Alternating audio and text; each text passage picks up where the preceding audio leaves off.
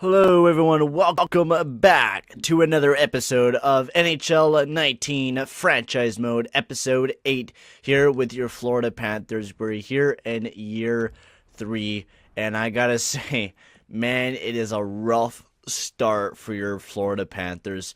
Right off the get-go, we cannot score goals, we're not able to play properly, and it's a struggle to start off the year in a way that we really didn't think it would start off with. Last year we played really shitty defensively, and now we got Sergei Bobrovsky, who's playing stellar for us this year, who is almost has a 930 save percentage to start us off the year. Now, we did forget the turn on power play, so we're going to see if that helps us, but I mean, you can take a look at Sergei Bobrovsky's stats. He's being another madman this year. He's fucking just being one of the best defenders for the team. Now, the way that I want to start out the lineups this year is I'm going to do Payton, Barkov, and Huberdeau. That will be our first line for this upcoming season. Our second line will be Hoffman, Trocheck, and Marshall, and then the other lines stay the same. Defensively will also stay the same. I'd rather have Yandle with Keenan's, the young guy with the veteran. Now, we are going to implement a new rule where we can waive a no movement clause. And a waive of no movement clause means we just spin the wheel a whole shit ton and see if Keith Yandle will waive his no movement clause, which we're not going to do just yet because I'm not really in the mood of wanting to trade him just yet. So we'll wait on that deal. I think we're going to play Marshall up on the top. And then, yeah, I want to keep it just like that. Format, we're going to try Yandle down on the second unit just so we can get some more offense going for the team. And then, honestly, everything can stay the same. Hopefully, we can start generating some kind of offense because we've been really badly not able to score any goals. Like, Happy-Nining's been having a troubling year to start us off. It's not the best year ever. So, hopefully, we could go deep in the playoffs and have a good year here for the Florida Panthers in year 3. So, a lot of big decisions going to make here coming towards the playoffs. What are we going to do? Are we going to go after a superstar? Are we going to go and do that huge trade? We might have to do that. I mean, Barkov has been a great player this year. He just hasn't been that point-per-game guy. We need that huge superstar to come along here in Florida to just wipe everything off the table and be that next big thing. And we really need that. That fourth line is really producing, but we need Charlie Coyle back in the lineup really badly. He's a huge contributor to that third line. Big toughness. We're not doing any trades for anyone. We're just gonna wipe off the trading block because we're not doing any trades. We're not doing young guys for a bunch of oldies that are not gonna do anything for us. We don't need a top 4 defenseman. Well, we could possibly need one, just not right now. Because I mean, you got Kansas. I think this year we do got to make some big moves for a good playoff run. I really want to do that. We're looking like we're scoring some goals. 7-2, we had 6-4, 3-2. We're starting to score some goals, and that is what we want. We want to start winning some games. We're 5 games, or 10 games above 500, which is good to start off this month. And plus, we don't have Charlie Coyle, which doesn't look that bad for the team. Happy-Ninen. Oh, man. Oh, Charlie Coyle is back in the lineup. Sweet. So we'll put Huberdeau back in there, up on the top line. I think that is working out, that top line with Huberdeau up there. Huberdeau, Barkov. Barkov is starting to rip things up. That's where I want for my boy. And Happy-Ninen as well, 24 points. They're starting to rip it up. Charlie Coyle, my boy, getting him back in that lineup. Plunk him on in there. He's another huge player for the team. He's a big player, which we wanted that grit on that third line. We got it. Now we just need to consistently start winning some games. We can't just be 10 games above 500. We really got to lock down and get a lot of wins. So we're 60 points. We're in second place in the divisional spot where we want to be. We struggled at the starting. We start off with that really good month. How well did we do? We went 6-3-1, which is a really solid month here for the Florida Panthers, and we need to continue that solidness going up to the trade deadline because I want to make some moves. That the defensive core, and Keith Yandle out with a concussion. That's a huge injury for that top 4. I mean, that's what I mean. You lose one guy and one of the top 4 guys, your whole entire defensive core is screwed. You don't really have anyone back there as a good veteran presence. I mean, Keith Yandle is, but if you really want to make a good playoff run, going after like a top tier defenseman is something that we need this year. We got some good young prospects that are going to be coming up the next couple of years, so we're really going to have to see if Keith Yandle wants to waive his no movement clause or not, because that's going to be a big decision. I think it was just more Glenn Klimchuk. It won't really matter anyways. We're going to really have to see if Keith Yandle will waive his no movement clause, because he still has 3 years left on his contract, which is still a pretty good amount of ways, of course, but we really need that extra salary plus. Oh, man, what the fuck is going on here, boys? Where's the lot? Yeah, we lost Keith Yandle. That's obvious. We're just going to continue. We don't need him. We do, but we're just going to continue on forward. Oh, my game updated. That's nice. Thomas Schnitch. Who was out with an injury? Oh, yes, top line. Where's that prospect that we had up there? Who was it? I don't know. Whatever. Keep simulating. Another loss in overtime. So we have 10 overtime losses, 30 wins.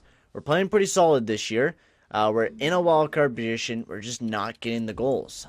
And it wasn't a problem we had last year. We were repping it up. Hepanainen was almost near a point per game. We were doing really well. We're all plus players. So we're not doing too bad. We're starting to score some kind of goals. So let's take a look at overall all the players that we have. Now, you got to remember also Mike Hoffman. We can't do anything with Mike Hoffman. Man, we're really stuck with a lot of no-trade clauses. Yeah, we're still one of the bottom teams in goal scoring. One of the best teams defensively.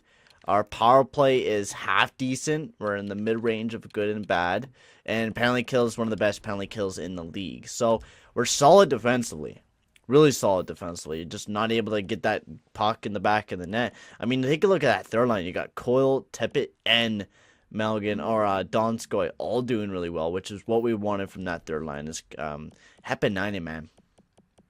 I don't know. I'm not seeing what he had last year. And we really thought he was going to be like one of the biggest players on the team. He really had a good year this year. Last year, I mean, now he's not one of our top players up on the team. That is a real big kick in the nuts from him, because he was a stellar player last year. He was one of the best. And now he's not contributing. He's not getting that puck in the back of the net, which we seen last year where he got 20 goals. We're not seeing that. Where's that offense that we saw last year? That's a real big kick in the nuts. So really, depth. What do we got for defense?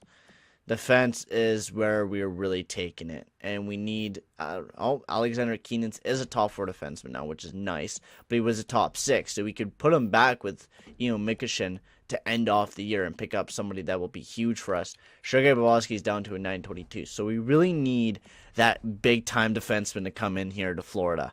That's what we need. Or even just a huge forward that we could pick up, like a forward that can be a franchise changer. Because Alexander Barkov's not doing that for us. Huberto's not doing that for us. We thought that maybe Hepanainen could do that for us. He wasn't the big player that we need him to be. Now we're struggling. It's going behind in the clock. We're turning clockwise, and it's not a good position here for the Florida Panthers right now, because we want to be moving forward, not backwards. And I mean, we're moving pretty backwards right now. I mean, Eric Gustafsson has 6 years left on his contract, so that's a little too much for me. Mike Green, 4 years left at 35 years old. That's a lot of years left on his contract. Kovalchuk, second liner though, so we don't need him. We would have to trade away some. Jared Spurgeon, 4 years left on his contract though. Jonas Brodin, 1 year.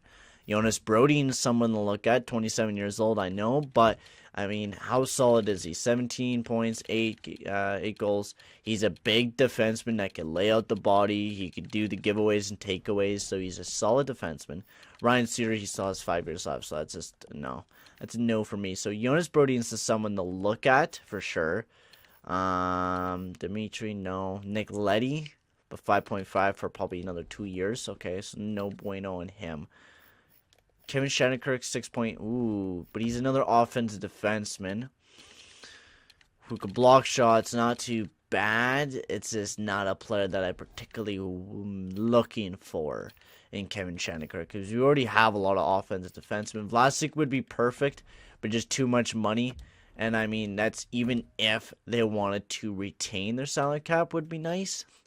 But in the end, I don't think San Jose would do that. He would be huge, a huge defenseman to have on the team as just like a top, like, if we could get it shortened down, I would totally do that. Let's take a look at San Jose, because it's either between Jonas Brodin or you pick up Vlasic. Vlasic, 33 years old. He's probably top 6 now. He's not. So how much can we get retained? So 50% is 3.5, if I'm pretty sure that's half. I can't remember. I'm pretty sure, no, it would be, yeah, 3.5. So split that in half. That's 3.5 for Marc-Edouard Vlasic for 6 years. That's a contract that you can definitely get rid of, for sure.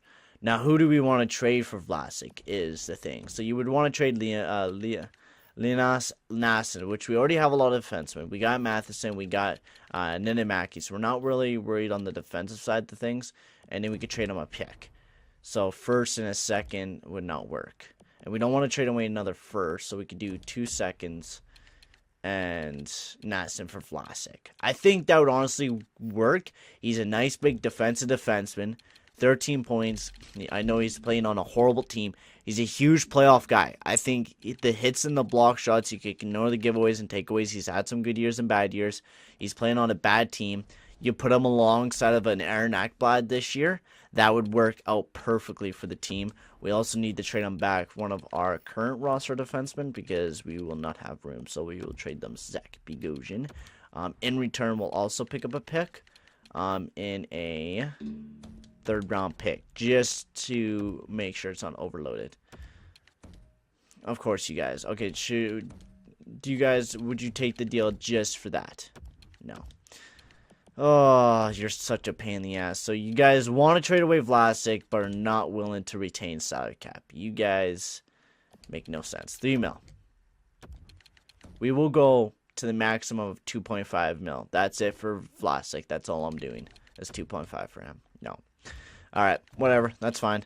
We'll move to our next option, and that is Jonas Brodin, who we'll be going after for the for the Florida Panthers. Jonas Brodin, that's almost too much now. I want to keep Nassen because maybe Brodin could be someone that we use, but right now we're just gonna trade away a second or no. All right, whatever. Jonas Brodin, someone cheap. They get some picks back. No, okay. So I guess we will just go with a second and Nassen. We'll do that for you guys. You guys get a defenseman that should be ready for you guys next year. Elias Nassen, a 2nd, 4th for Jonas Brodin, and that is accepted. Jonas Brodin, a new member of the Florida Panthers, who is a nice defensive pickup, who we definitely are needing right now with a struggling team. Now, remember, Alexander Keenans is a top 6 defenseman to start off the year, so we're not too worried about him. Best line, so we don't got a future defenseman now to play up there. Who do we got to play for forwards? I don't think I'd actually play anyone. Sierra Newell is the only guy that we got to really move up. That's it. Forwards-wise, yeah, we just got to put Jonas Brodin into that Yandle's position. Oh, fuck, we forgot to trade away Zach Bogosian. We got to do that now. I forgot to trade them Zach Bogosian, so we'll just trade him to a playoff team so he could go and win a cup. They're not even close to being a playoff team. Ottawa, no, we're not trading him to Ottawa. Get the fuck out of here, Ottawa. St. Louis, we could definitely give them a half-decent deal if they need a top 6man. Definitely need a top 6 defenseman. Tampa Bay, do you guys no salary? Same with Toronto. Vancouver, do you guys need a top 6 defenseman? Nope, dead wrong. Winnipeg, you guys got like no defenseman on your fucking squad, so yeah, you guys definitely need a defenseman. Guys, I'll give you guys a second for this year. And you know what? We'll be nice to you guys. We'll take some salary cap off your books, because you look like you guys are in a little bit of a trouble here, man.